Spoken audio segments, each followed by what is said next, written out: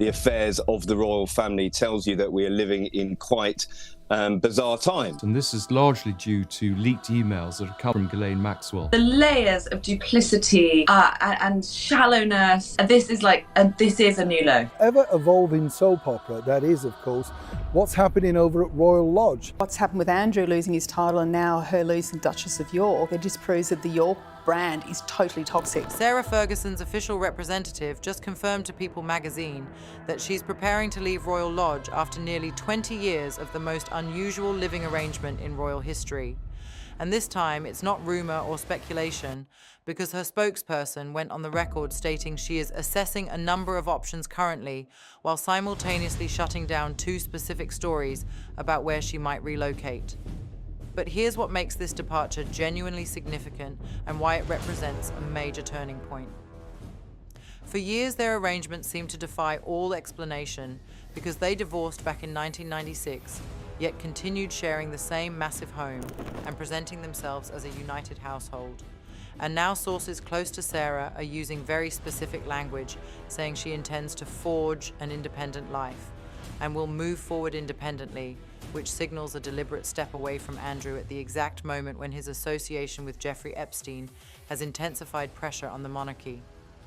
Once you understand why King Charles formally removed Andrew's remaining royal styling in late October, meaning he can no longer use the title Prince, why leaked emails showed Sarah referred to Epstein as a supreme friend in 2011, which prompted several charities to immediately step away from her, and what it means that her representative specifically denied rumors about moving to a granny annex on Princess Beatrice's Cotswolds property or joining Princess Eugenie in Portugal, because neither option appealed to her in the slightest.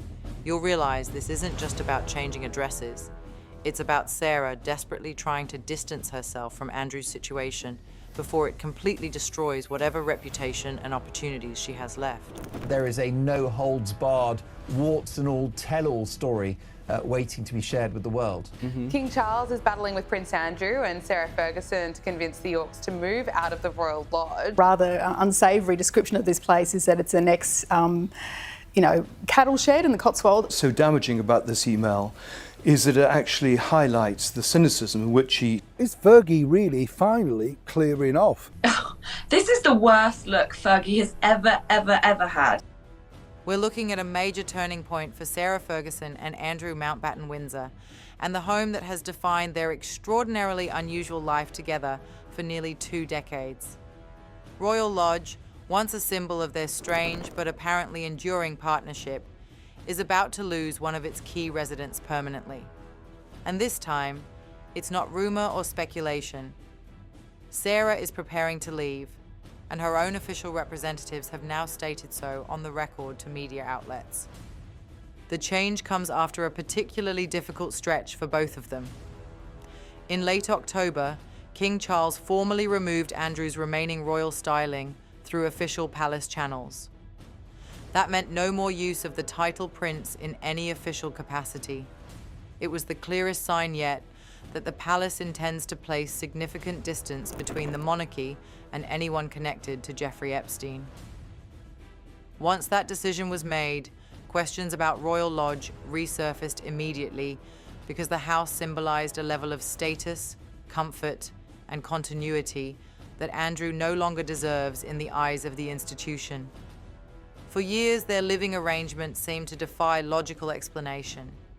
They divorced in 1996, yet continued to share the same sprawling home, often presenting themselves publicly as a united household.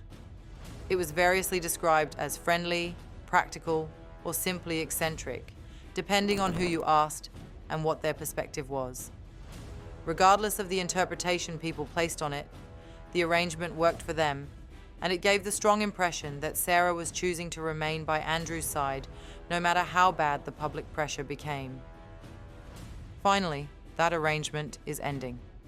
A representative for Sarah confirmed directly to People magazine that she is, and this is the direct quote from her spokesperson, assessing a number of options currently, and that no final decision has been made about where she will live next. It'll be all bougie and lovely and it's all been done up, but it is quite the change from living rent-free at the Royal Lodge to a granny flat. Sarah Ferguson considers offers for a tell-all TV interview. I've read that Charles will somewhat try and ring-fence Beatrice and Eugenie as his nieces. He's entitled to do what he wants, and maybe there's some plausible explanation. It's good for her in a way because it's practical, it's discreet. She's also still within arm's reach of the royal machinery. She must have run out of people. She did run out of people because that's why she was tapping up Epstein all the time. The reports are that King Charles has vowed to protect Beatrice and Eugenie. They also took the opportunity to formally shut down two specific stories that have been circulating in British media. The first was the claim that she might move into an annex attached to Princess Beatrice's property in the Cotswolds. The second was the persistent rumour that she would be joining Princess Eugenie in Portugal, where her daughter maintains a residence. The representative denied both stories explicitly. It's worth pausing on those two possibilities because they tell us quite a lot about what Sarah does not want for her future. The Cotswolds idea would have placed her in what sources described as a small granny annex on her daughter's land, which felt more like being stored away than making a fresh start. Certainly not the lavish lifestyle she has become accustomed to over decades, though it's presumably still a beautiful property. The Portugal story would have taken her entirely out of the Windsor orbit and far from the social and professional network she relies on for income and relevance. According to one source who spoke to media, neither option appealed to her in the slightest, and the firm denial from her representative makes that position perfectly clear. A source described as close to Sarah told People magazine that she was already planning to move into a separate residence of her own. They emphasized specifically that she had never asked the royal family for a property or any provision for herself. She intends to forge what they called an independent life. Another insider put it very simply and directly: she is going to move forward independently. When multiple voices around someone are using the exact same language in statements to media, it is rarely accidental.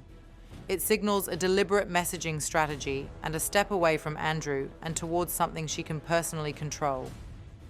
Meanwhile, Andrew is expected to relocate to a property on the Sandringham estate, according to palace plans. The details remain deliberately vague. Whatever comes next for him is going to be handled quietly behind closed doors, and with the sort of institutional supervision he has not experienced before.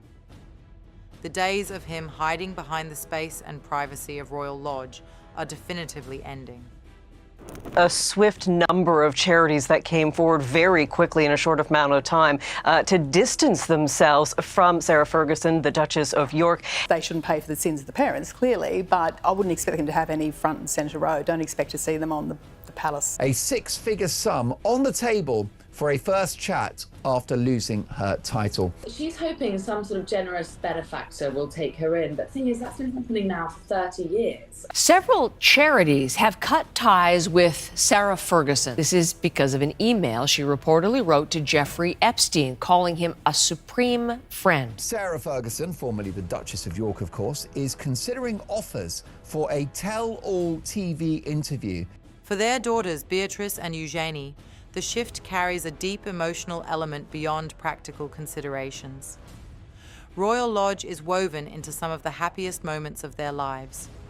Princess Eugenie held her wedding reception there in 2018. Princess Beatrice married nearby at the Royal Chapel of All Saints in 2020 before returning to the lodge for private family celebrations.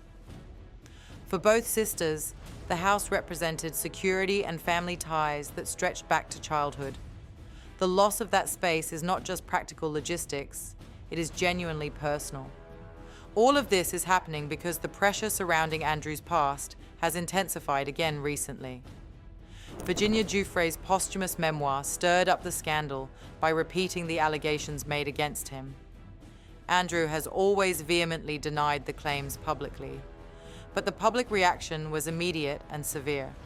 Once again, he faced headlines linking him directly to Epstein, and new emails were released showing he had lied during his disastrous television interview, so the palace was forced to consider its institutional position carefully. And once again, Andrew retreated from public view. Leaked emails have also pushed Sarah Ferguson back into the spotlight in uncomfortable ways. A 2011 message reappeared publicly where she referred to Epstein as a supreme friend. The phrasing prompted widespread criticism and led several charities to immediately step away from her as patron. Her spokesperson insisted that the email was sent under duress and stated that she, like many others, was taken in by his lies about his character. Even so, the message created fresh criticism at a time when she is actively trying to rebuild her public standing. The Duchess of York has been removed as a patron of a children's hospice, following revelations about her email correspondence with the convicted offender, Jeffrey Epstein. The charity Julia's House stated it would be inappropriate for the Duchess to continue as patron. This brings us to the heart of the story and what it reveals about Sarah's strategic thinking. People close to Sarah say she is pursuing opportunities to establish herself independently from Andrew. This includes potential television work, a speaking circuit, and the long-discussed possibility of publishing a memoir. The goal is financial autonomy and protecting the future prospects of her daughters. In simple terms, she cannot afford to be tied to Andrew's situation any longer, and she's desperately trying to distance herself. But will that deliberate distancing make the world forget her own role in the story? And that is what makes the spokesperson's statement so strategically significant. It marks a clear departure from the rhetoric we have heard for years. The loyalty she demonstrated throughout Andrew's crisis appears to be gone, at least in practical and public terms. Or at least that's what she wants observers to think. She is no longer framing their shared life as an unbreakable arrangement, or insisting on standing by him. Instead, she is preparing to leave the home that has defined that arrangement, possibly for good.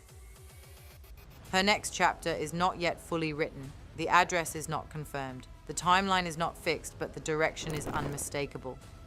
Royal Lodge is entering a new phase without her, and the partnership she once defended so fiercely is shifting into something far more separate and independent.